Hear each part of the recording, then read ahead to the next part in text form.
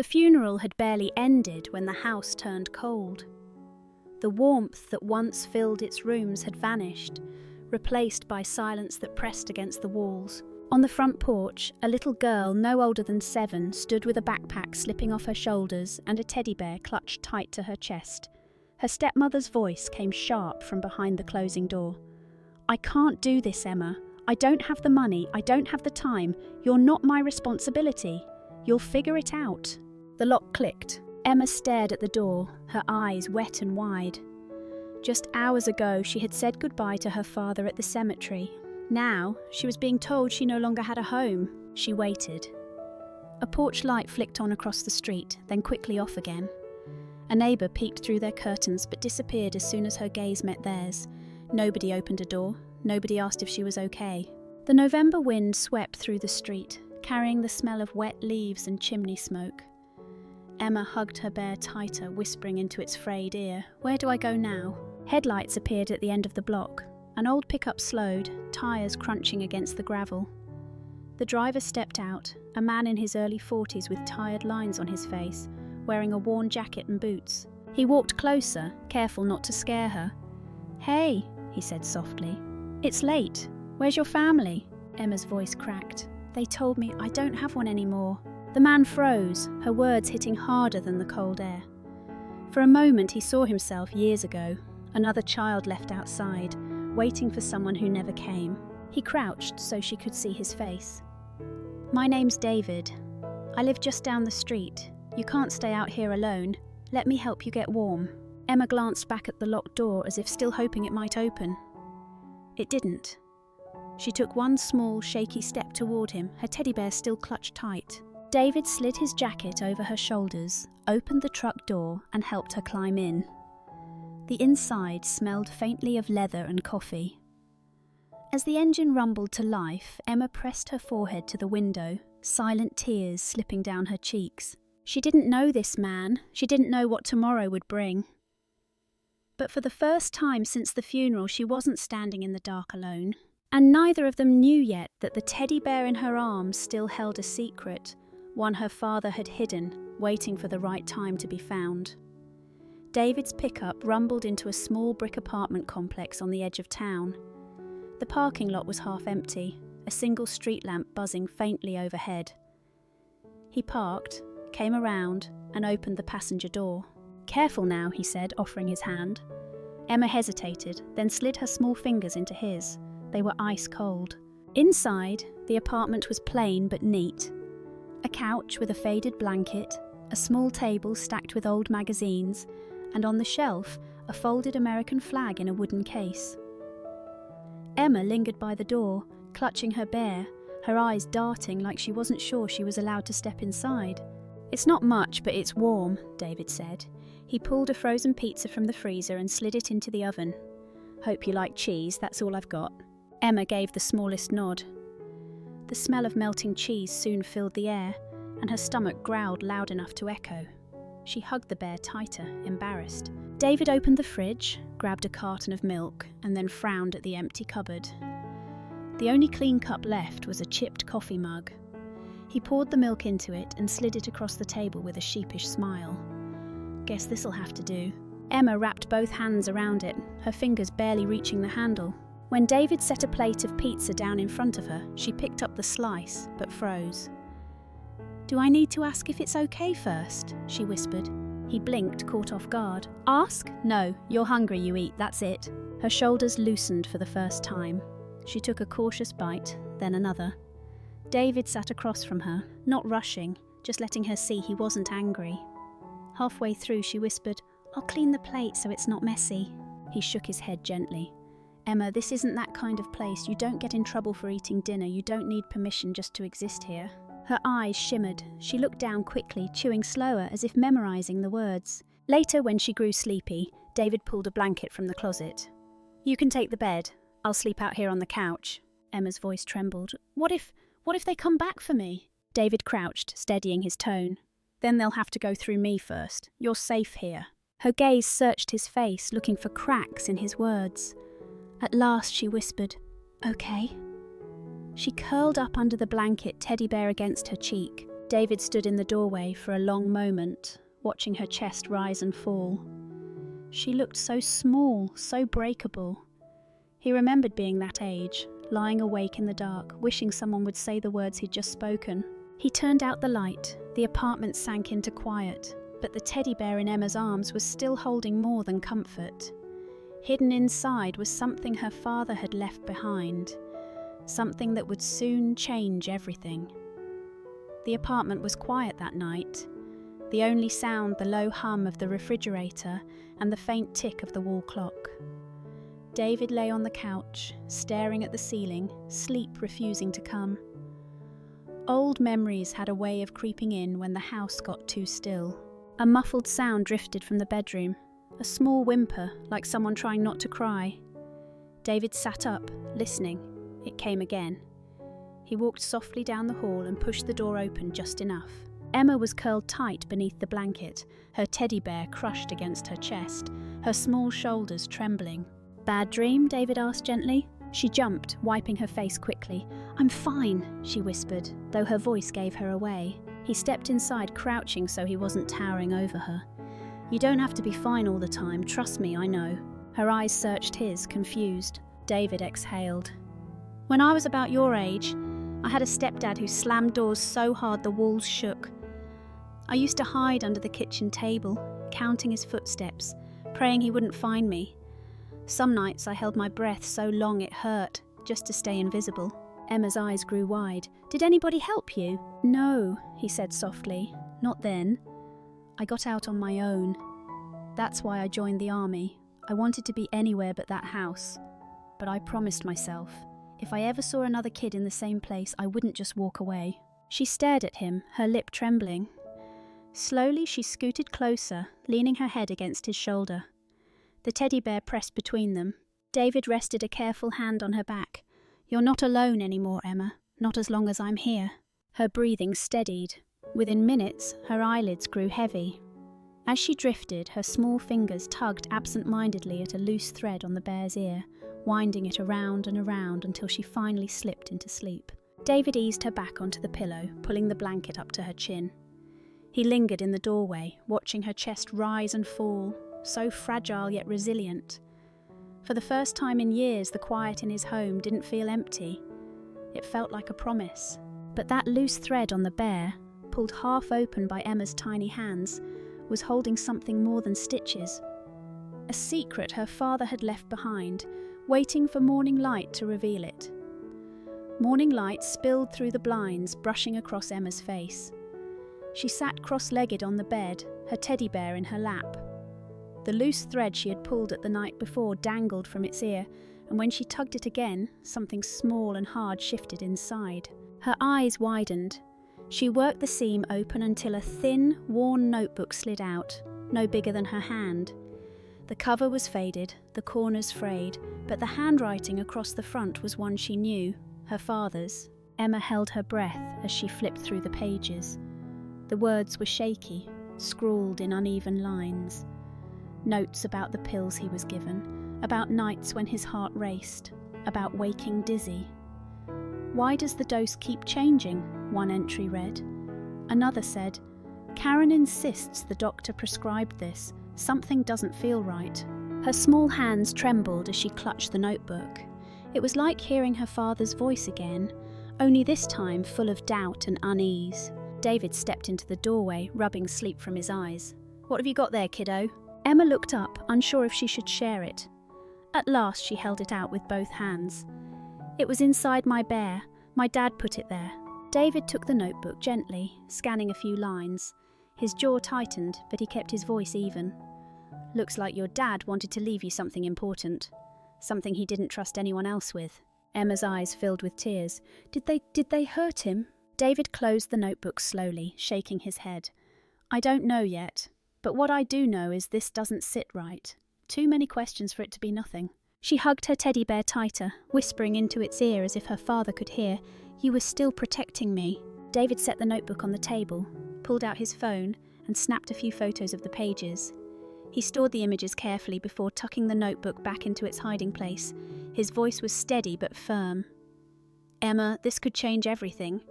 but it also means the people who did this won't want us digging." Her lip trembled. "They'll be mad if they find out." "Then we don't give them the chance," David said. The morning sun warmed the room, but both of them felt the chill of what the little notebook might mean. Neither spoke the fear out loud, but they both understood. Her father hadn't just left her a toy to hold, he'd left her a warning, and the danger was only beginning. That evening, David took Emma across the hall to visit Mrs. Johnson. The widow opened her door just a crack at first, then softened when she saw Emma's face. "Oh, sweetheart," she whispered. "You shouldn't have been left out there like that." She stepped aside. "Come in for a minute." Her apartment smelled faintly of lavender and lemon polish. Framed photos of her grandkids lined the mantel, and a worn Bible sat open on the coffee table. She poured sweet tea into mismatched glasses, her hands trembling just enough for David to notice. For a while, no one spoke. The only sound was the tick of a wall clock. Finally, Mrs. Johnson leaned closer, her voice dropping. "I shouldn't say this, but I saw something the night before your daddy passed. Karen and Robert were on the porch, whispering over a stack of papers. They weren't grieving. They were talking about money, about signatures. And Richard was still in the hospital." David's jaw tightened. "You're sure?" She nodded slowly. "I wish I wasn't. But I know what I saw. I didn't tell anyone because people like them, money, lawyers, you don't cross them, but when I saw that child shut out in the cold, I couldn't keep quiet anymore." Emma's small voice cracked. "So it wasn't just me, they really didn't care?" Mrs. Johnson reached across the table, placing a gentle hand over Emma's. "Your father cared, darling, don't you ever doubt that. I think he even tried to leave you something so you'd know the truth." Before David could answer, a sharp crash shattered the moment. Glass rained across the carpet as the front window splintered inward. A brick rolled to a stop against the rug. Emma screamed, clinging to David's side. Mrs. Johnson covered her mouth, eyes wide with terror. David scooped up the brick. A piece of paper was wrapped around it, words scrawled in thick black ink. "Keep quiet." Emma buried her face into David's chest, trembling. "They know," she whispered, her voice breaking. "They know about the notebook." David folded the note with deliberate calm, his voice low and steady. "Then they just proved us right, and they've got no idea who they're up against." Emma clutched her bear tighter, her tears soaking its fur. For the first time she believed she wasn't imagining the danger. And for David, the fight was no longer about suspicion. It was about protecting a little girl who had already lost too much. The knock came early, sharp enough to rattle the apartment door. David set down his coffee and opened it to find two people standing in the hallway, one woman in a blazer with a clipboard and a tall man carrying a file. Their badges read Child Protective Services. Emma froze on the couch, her teddy bear crushed in her arms. "Mr. Miller," the woman began, her tone clipped but professional, "we've received a report from Karen Collins claiming her stepdaughter was taken from the home without consent. As of now, she is listed as the legal guardian. We need to verify the child's safety and may have to place her back in that home until the matter is reviewed." Emma slid off the couch and ran to David, whispering, "Please don't let them take me back." David steadied himself, every muscle tense. "You'd better come in," he said. They sat at the small kitchen table. The CPS worker leafed through her folder. "Children sometimes misinterpret discipline. Unless we see proof of abuse, our policy is reunification with the guardian." Emma's voice cracked. "It wasn't discipline. She locked me outside, the same day we buried my dad." Her lip trembled. She said I wasn't her family anymore. The man jotted notes but didn't look up. The woman kept her eyes on David, waiting. David reached for the drawer and pulled out two things, the notebook Richard had left and Mrs. Johnson's written statement from the night before. He slid them across the table. "This isn't imagination. Richard suspected something was wrong with his medicine. And here, my neighbour's testimony. She saw Karen and Robert drag Emma out and dump her on the porch." The woman read silently, her pen stopped moving.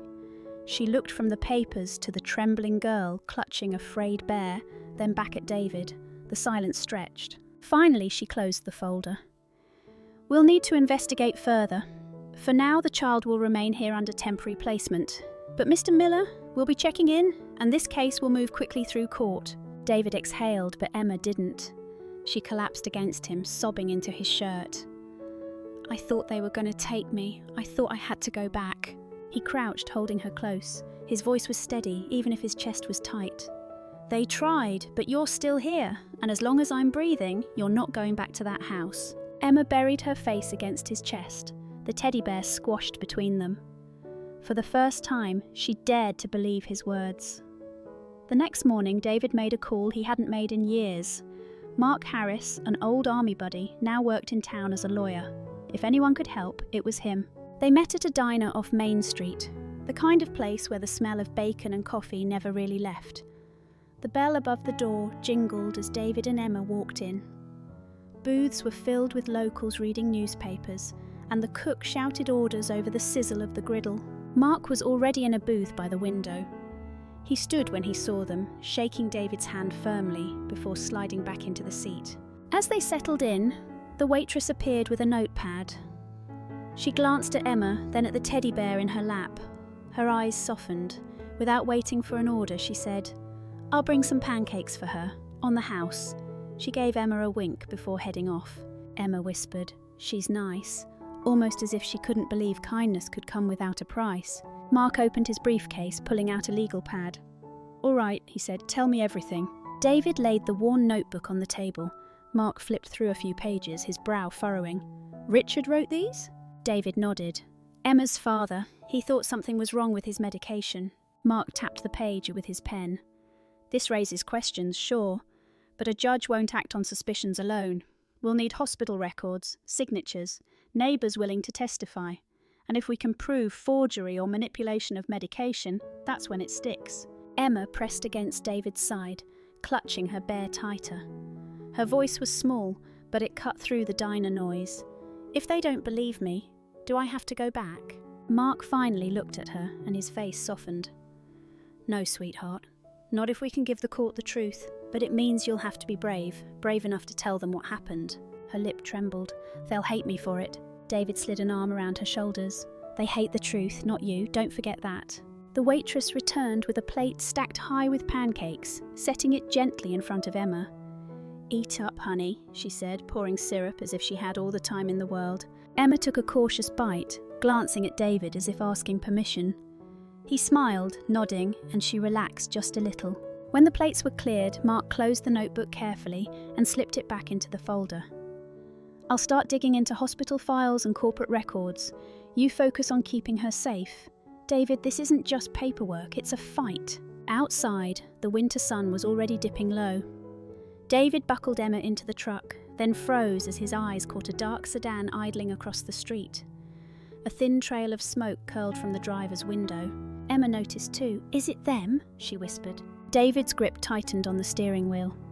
"Doesn't matter who it is. They're not getting near you." The truck pulled out onto the road. In the rearview mirror, the sedan eased into traffic, a few cars behind. The fight was only just beginning. The next morning, the sky was pale grey and the air carried a sharp bite. Frost clung to the edges of the pavement as David and Emma walked down toward the parking lot. She hummed softly, the tune from the diner's jukebox still in her head, her bear tucked under one arm. Halfway across the lot, David slowed. Something looked wrong. His truck sat crooked, its back end sagging unnaturally.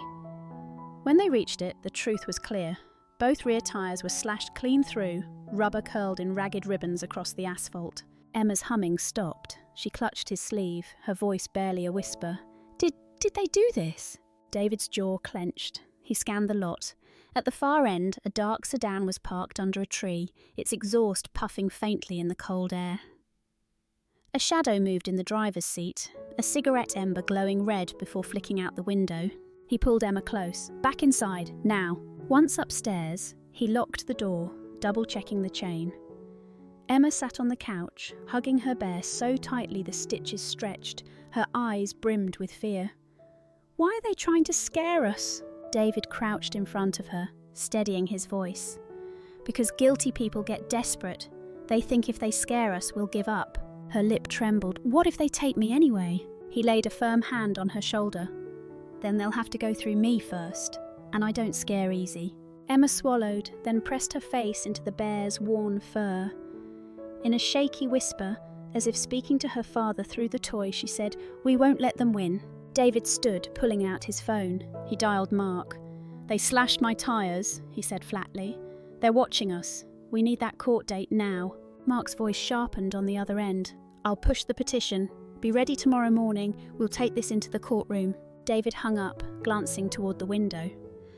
The sedan was gone now, but the image of it lingering at the edge of the lot stayed with him. Tomorrow wouldn't just be about intimidation. Tomorrow, the truth would have its day in court. The courthouse was crowded that morning, a low buzz of reporters and attorneys filling the hallway. David held Emma's hand as they walked through the doors, her teddy bear tucked tight under her arm.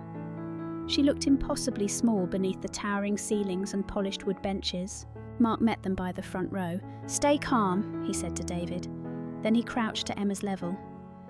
"Sweetheart, you don't have to speak unless you want to, but if you do, just tell the truth. Nothing more." Emma nodded faintly, eyes wide. The bailiff called the room to order. Karen sat at the defence table, dressed in black, her face painted with grief for the cameras. Robert sat stiff beside her, his jaw set. Their attorney rose first. "Your Honour, my client is the rightful guardian. This child was taken without consent. What we're witnessing is an abduction dressed up as concern." Mark stood slowly, placing a folder on the table. "This is not abduction, Your Honour. This is neglect, abuse and manipulation of assets. We have witnesses, records and evidence that speaks for itself." Mrs. Johnson was called first. She clutched her purse strap as she spoke, her voice shaking but steadying with each word. "I saw them drag the little girl outside and shut the door on her. It wasn't discipline, it was cruelty." Next came the notebook. Mark held it up carefully. "These are Richard Collins' own notes, written during his illness. He describes strange changes in medication, unexplained side effects. Not proof by itself, but a warning that something was wrong." The judge scanned a page before nodding. "This will be entered into the record as supporting documentation." The opposing attorney scoffed. "The scribblings of a sick man, nothing more."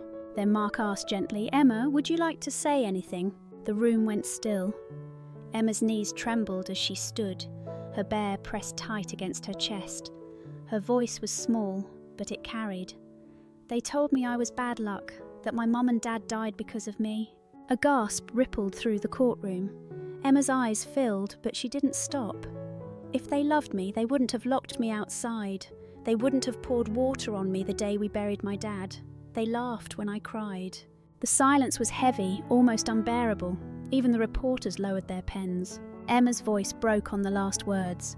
"I don't want to go back there, please." She slipped back into her seat, gripping David's hand so tight his knuckles whitened. He bent close and whispered, "You were braver than anyone here." The judge tapped his gavel. His voice was firm. "This court finds sufficient evidence of neglect and abuse. Custody is removed from Karen Collins effective immediately. Temporary guardianship is granted to Mr. David Miller, pending further proceedings. The matter of Richard Collins's death will be referred to law enforcement for criminal investigation. Additionally, a no-contact order is issued. Karen Collins and Robert Hayes are forbidden from approaching the child except through supervised court approval." Karen's face drained of colour. Robert cursed under his breath, rising half out of his chair before an officer's hand pushed him back down. Emma leaned into David's side, whispering, "Do I finally get to go home?" He wrapped his arm around her. "Yes," he said softly, "home." But even as the words left his mouth, he saw the cold glare Karen shot across the room before being led away. It was a look that promised the fight wasn't over. By the time they stepped out of the courthouse, the winter sun was already fading, casting long shadows across the steps. Reporters shouted questions, cameras flashed, but David kept his arm around Emma, guiding her past the noise. She pressed her face into his jacket, teddy bear tucked tight in her arms. Back at the apartment, the silence felt different, not borrowed anymore, not temporary. For the first time, it felt like home. David warmed soup on the stove while Emma sat at the table with crayons scattered in front of her. She drew carefully, tongue caught between her teeth. When she finished, she slid the paper across to him, a house with two figures in the doorway, one tall, one small, holding hands. David swallowed hard. He pinned the drawing to the fridge with a magnet. "Looks like us," he said quietly. That evening, neighbours began to knock. Mrs. Johnson brought curtains she had sewn herself, cheerful prints to brighten the windows. Frank, the homeless veteran from down the street, carried in a small wooden shelf he had built with his own hands. Even Mark stopped by after work, sleeves rolled up, helping move furniture. Bit by bit, the bare apartment filled with warmth. David set up the spare room as Emma's. Fresh sheets, a small lamp, and on the desk, a framed photo of Richard. Emma stood in the doorway, clutching her bear. "Is this really mine?" "As long as you want it," David said. She stepped inside slowly, touching the blanket, then the lamp. Finally, she set her teddy on the pillow. "Can we put Dad's picture here too, so he knows I'm safe?" David placed the frame gently beside the lamp. "He'd want that." Emma climbed into bed, eyes shining. "I don't feel like bad luck anymore," she whispered. David brushed a strand of hair from her forehead. "You never were. You're just a kid who deserves better, and now you've got it." Her hand slipped into his. Can I call you Dad, just once?" The question hit him harder than any courtroom battle. His throat tightened. He squeezed her small hand. "You can call me that as many times as you want." Emma's lips curved into the softest smile. "Good night, Dad." He stayed at her bedside long after her breathing slowed, the glow of the lamp casting a circle of light around her. For the first time in years, the quiet of his home didn't feel empty. It felt whole. Outside, the street was still, no dark sedan, no cigarette ember in the shadows. Just peace. And in that peace, a promise kept. She wasn't alone anymore. The lesson is simple. Family is not just the one we are born into, but the one that shows up, protects us, and refuses to let us stand alone. Kindness and courage can turn strangers into home, and truth always finds its way into the light. Thank you for staying with us until the very end of this story. I'm truly grateful for your time and support. If you enjoyed it, please don't forget to like this video and subscribe to the channel. I'll see you again soon, right here on Rain Inside.